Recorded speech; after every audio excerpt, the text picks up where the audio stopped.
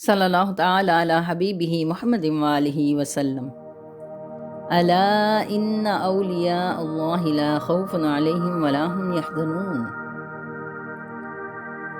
اللہ تعالیٰ نے اپنے محبوب محمد صلی اللہ علیہ وآلہ وسلم کو بے حساب کمالات اور اوصاف سے نوازا۔ نبی رحمت صلی اللہ علیہ وآلہ وسلم نے اپنی کسی خوبی پر فخر نہیں فرمایا، ہاں فخر کے لیے فرمایا الفقر فخری والفقر منی، فقر میرا فخر ہے جو مجھ سے ہے۔ فقر یعنی روح کے اللہ تعالیٰ سے قرب کی وہ انتہا ہے جہاں روح اللہ کا دیدار اور اللہ سے وصال کی تکمیل پاتی ہے، یہ سب سے اعلیٰ نعمت ہے۔ ایک اور جگہ آپ صلی اللہ علیہ وسلم نے فرمایا فقر لوگوں کی نظر میں معیوب و حقیر ہے، لیکن قیامت کے دن اللہ تعالیٰ کے ہاں بے حد گراں قدر چیز ہوگی۔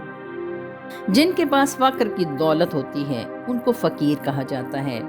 عام آدمی فقیر کا مطلب مانگنے والا لیتا ہے، جبکہ اللہ کا نمائندہ اصل فقیر تو لوگوں کی مرادیں اور حاجتیں اللہ کے حکم سے پوری کرتا ہے، کیونکہ اس کے پاس ایسا کرنے کا تصرف یعنی اختیار ہوتا ہے۔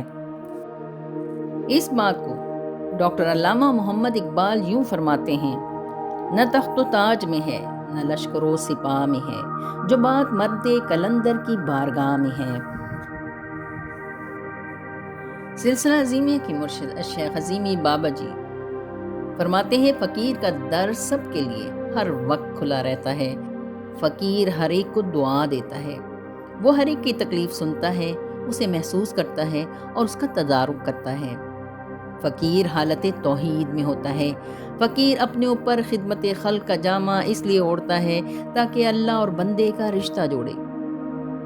بادشاہ کے قلم پر اہل فقر کا قلم چل سکتا ہے، مگر اہل فقر کے قلم پر بادشاہ کا قلم نہیں چل سکتا، اس لیے کہ فقیر حقیقی بادشاہ ہوتے ہیں، صرف ان کا ظاہری تاج نہیں ہوتا۔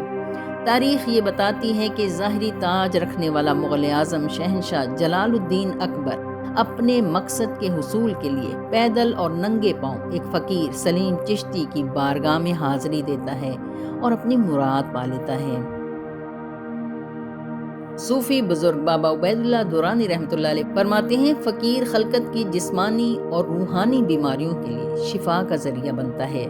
فقیر کا وجود انسانیت پر احسان ہوتا ہے۔ فقیر کا شفقت سے سر پر ہاتھ رکھنا، آنکھوں سے محبت انڈیلنا، تسلی اور تشفی دینا ہر طرح کی شفا ہے۔ فقیر رحمت کا پروردہ ہوتا ہے۔ سخت سے سخت تکلیف میں بھی فقیر کے چہرے پر شگفتگی اور آنکھوں میں روشنی اور چمک نظر آتی ہے۔ فقیر وہ ہے جو گالیاں کھا کر بھی دعائیں دیتا ہے۔ فقیر ایک کا 70,000 گنا دے کر بھی اپنے آپ کو عاجز مسکین بنا کر رکھتا ہے۔ فقیر کی ایک نظر لاکھوں چاند ستارے بنا دیتی ہے، کیونکہ جس آنکھ میں اللہ بس جاتا ہے وہ اللہ کی آنکھ بن جاتی ہے، اور پھر کرم ہی کرم ہوتا ہے۔ فقیر مسند ولایت کی کھلی کتاب بن کر آتا ہے اور رحمت للعالمین صلی اللہ علیہ وآلہ وسلم کے وسیلے سے ایک رحمت عام بن کر خلق میں پیش ہوتا ہے۔ اس کی زندگی انسانیت کی خدمت کے لیے وقف ہوتی ہے۔ فقیر صبر کا پہاڑ ہوتا ہے۔ فقیر ایک بہت بڑے سمندر کی مانند ہوتا ہے اور اس کے اندر سے 3 بڑے دریا نکلتے ہیں، اللہ کے ساتھ نیاز مندی، لوگوں پر شفقت و کرم نوازی، سب سے بے نیازی اور سخاوت۔ ابدال حق حضور قلندر بابا اولیاء رحمۃ اللہ علیہ فرماتے ہیں فقیر کے پاس لوگوں کے ہجوم میں کمی یا زیادتی فقیر کی اپنی مرضی سے ہوتی ہے۔ فقیر جب کسی جگہ بیٹھ جاتا ہے تو وہاں شہر آباد ہو جاتا ہے، جنگل میں بھی بیٹھ جائے تو وہاں بھی لنگر جاری ہو جاتا ہے۔ فقیر کبھی بوڑھا نہیں ہوتا، ضعیف ہو جاتا ہے۔ فقیر کے اندر اللہ کے نور کی جھلک نظر آتی ہے۔ جو فقیر کے ساتھ جتنا باادب رہتا ہے وہ اتنا ہی پھل پاتا ہے۔ فقیر کا جیسا مزاج اس کی زندگی میں ہوتا ہے، اس دنیا سے دوسری دنیا میں جانے کے بعد اس کی قبر یا مزار پر اس کی جھلک نظر آتی ہے۔ فقیر کے پاس بیٹھ کر انسانوں کے اخلاق و اعمال درست ہونا شروع ہو جاتے ہیں۔ ایک اور موقع پر شیخ عظیمی بابا جی نے فرمایا، فقیر کلمہ طیبہ پڑھتا نہیں ہے بلکہ کلمہ طیبہ ہو جاتا ہے۔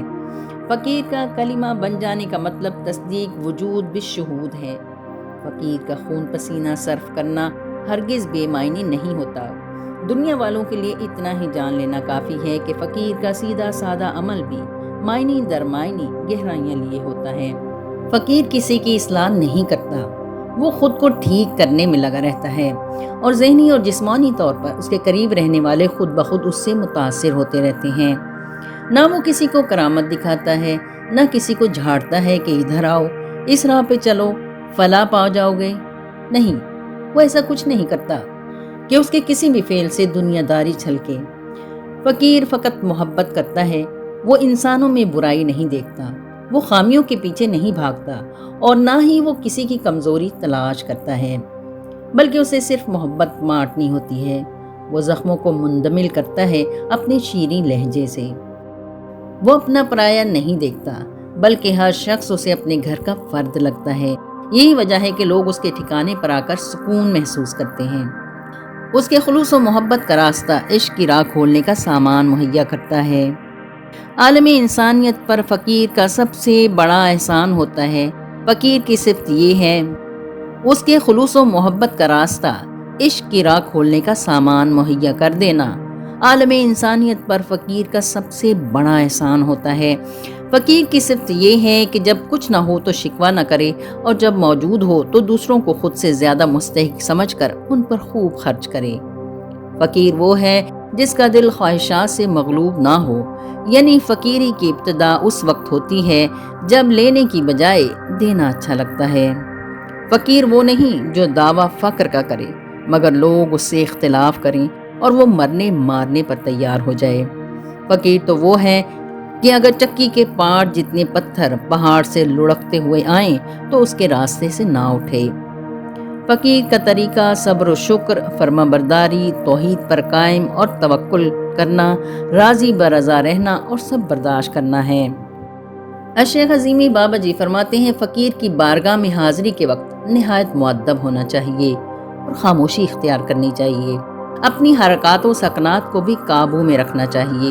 فقیر کے پاس کبھی خالی نہیں جانا چاہیے، چاہے ایک ماچس کی ڈبیا یا ایک بسکٹ کا پیکٹ ہی کیوں نہ ہو۔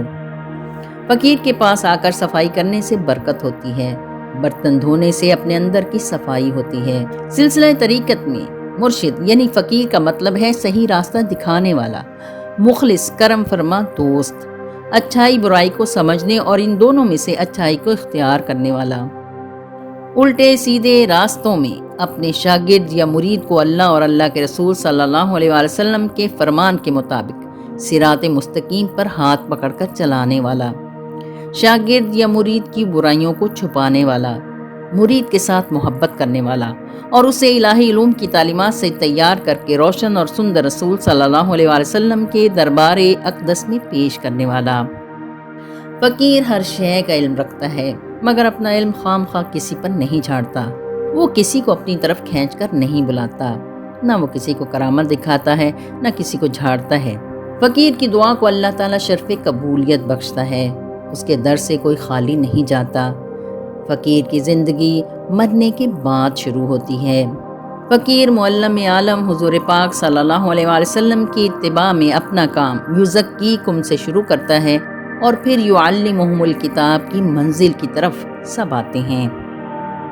فقیر کا سب سے بڑا کام حضور پاک صلی اللہ علیہ وسلم کے مشن یعنی دین اسلام کو اپنے زمانے میں اجاگر کرنا ہوتا ہے۔ فرد کے حد تک فقیر کا کام اور مشن ہے کہ طالب کے باطن میں وہ فطری صلاحیتیں بیدار کر دی جائیں جو اس کے ارتقاء باطن کے لیے ہیں۔ فقیر تنقید سے دور بھاگتا ہے اور نصیحت سے اجتناب کرتا ہے، کیونکہ وہ جانتا ہے نصیحت کرنے سے لوگ کترانے لگتے ہیں۔ عالم اور فقیر میں فرق یہ ہے کہ عالم مختلف باتیں کرتا ہے جبکہ فقیر ان باتوں پر عمل کرنا سکھاتا ہے لیکن نصیحت کیے بغیر۔ فقیر تبدیلی کے لیے صرف گفتگو کرتا ہے اور لوگ نیکیاں کرنا شروع کر دیتے ہیں۔ فقیر اپنی ذات کو وہاں لے جاتا ہے جہاں دوسروں کے لیے مثال بن جاتا ہے، کیونکہ فقیر خود بہترین گفتگو اور خوبصورت عادات کا مالک ہوتا ہے۔ فقیر بلا معاوضہ مخلوق کی خدمت میں مصروف رہتا ہے۔ حضور پاک صلی اللہ علیہ وسلم کا فرمان ہے، فقراء سے محبت اخلاق انبیاء میں سے ہے اور فقراء سے بغض اخلاق فرعون میں سے ہے۔ جس کسی نے فقیر کی زیارت اس کا کلام سننے کے لیے کی، اللہ حشر کے روز اسے انبیاء اور رسل کے ساتھ اٹھائے گا، اور جس نے عقیدت بھری نظروں سے انہیں دیکھا تو اللہ کو یہ بات بیت اللہ کو دیکھنے سے زیادہ پسند ہوگی۔